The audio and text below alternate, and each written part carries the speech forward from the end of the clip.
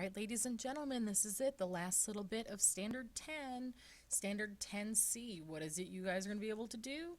You're going to be able to cite causes and consequences of the Russian Revolution. So, essential understandings. Tsarist Russia entered World War I as an absolute monarchy with sharp class divisions between the nobility and the peasants. The grievances of workers and peasants were not resolved by the Tsar. Inadequate administration in World War I led to revolution and an unsuccessful provisional government. A second revolution by the Bolsheviks created the communist state that ultimately became the USSR. Revolutions in Russia. The Russian Revolution occurred in 1917, but had been brewing for almost a century. The oppressive nature of the czars caused widespread unrest throughout the 19th century. In both 1825 and 1881, revolutions were attempted but failed. And by the time World War I begins, Russia is heading toward full-scale revolution. So the causes of the Russian Revolution. The first one is that Russia industrializes. The rapid industrialization of Russia caused major discontent among the Russian people. The new factories brought new problems such as grueling work schedules and conditions. The government banned trade unions, but the people still organized strikes. Industrialization brought the rise of revolutionary groups throughout Russia. So revolutionary groups that you need to know. First groups we're going to have are called the Marxists, and they believed that the proletariat, or the working class, would rise up and overthrow the Tsar. They would then set up a society in which classes do not exist. And the second revolutionary group are the Bolsheviks. They are a more radical group of revolutionaries who were willing to sacrifice everything for change. Vladimir Lenin was their leader because he was ruthless, organized, and had an engaging personality. The second cause of the Russian Revolution was the Russo-Japanese War. In the late 1800s, Russia and Japan fought for control of Korea and Manchuria. Russia and Japan developed treaties about the territories, but Russia broke them. In February of 1904, Japan attacked the Russians at Port Arthur in Manchuria. News of Russia's major losses in the conflict led to unrest at home. The third cause of the Russian Revolution is known as Bloody Sunday, the Revolution of 1905. On January 22, 1905, 200,000 workers and their families approached the Tsar's Winter Palace in St. Petersburg. They were carrying a petition asking for better working conditions, more personal freedom, and an elected national legislature. The Tsar, Nicholas II, ordered the army to open fire on the crowd. Several hundred were killed and 1,000 were wounded. Bloody Sunday prompted strikes and violence to spread across Russia. So here's a picture of Tsar Nicholas II, the Russian flag, and Russia, where it's located on the map.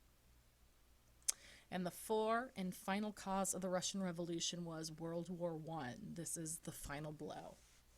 In 1914, Tsar Nicholas dragged an unprepared Russia into war.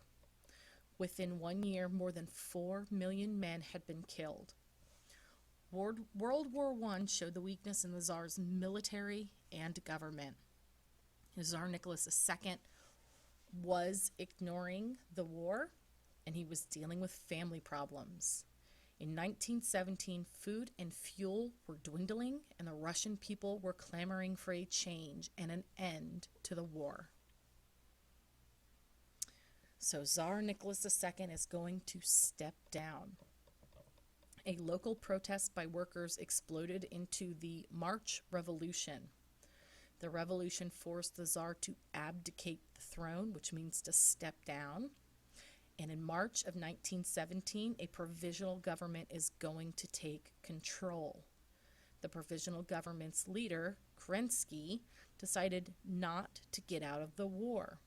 So as the war continued to wage on, the Russian people became more angry, and a second revolution was about to occur. The Bolshevik Revolution. The provisional government collapses. In November 1917, armed factory workers stormed the Tsar's Winter Palace and took over the government. The group called themselves the Bolshevik Red Guards.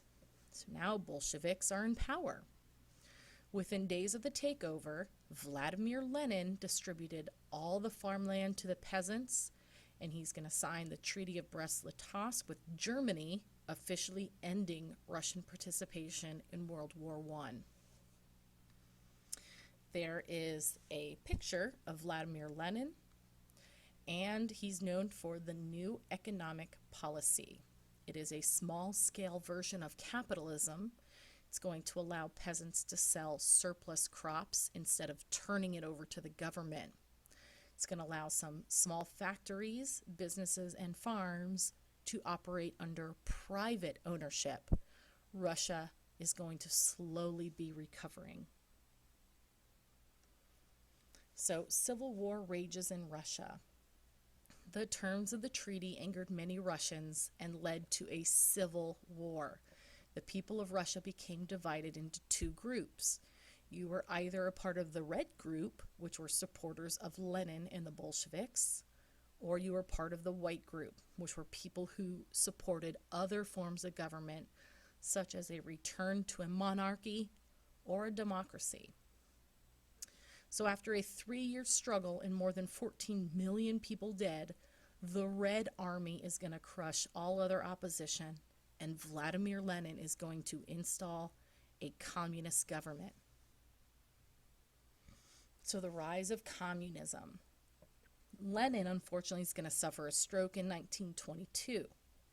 So between the years of 1922 and 1927, Joseph Stalin is going to begin his ruthless climb to the top of the Communist Party.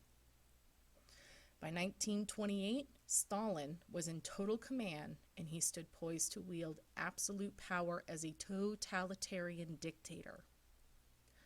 Stalin aimed to create a perfect communist state in Russia. To realize his vision, he planned to turn the Soviet Union into a totalitarian state. And everything that you just heard here, you're going to hear again in Standard 11. So here's a picture of Joseph Stalin and the flag. This is when Russia goes through a name change. It is no longer called Russia. You're now going to know it as the USSR, or the Soviet Union. So that up top here is the flag of the Soviet Union under Joseph Stalin. And here again is where Russia, now known as the USSR, the Soviet Union, is located on the map of the world. Same place, hasn't changed, just name change. All right, ladies and gentlemen, that is all for Standard 10. If you have any questions, send me an email, come see me. I look forward to talking to you more about this. We'll watch a fun video, hopefully, on World War I, or otherwise known as the Great War. And I look forward to seeing you all on the flip side.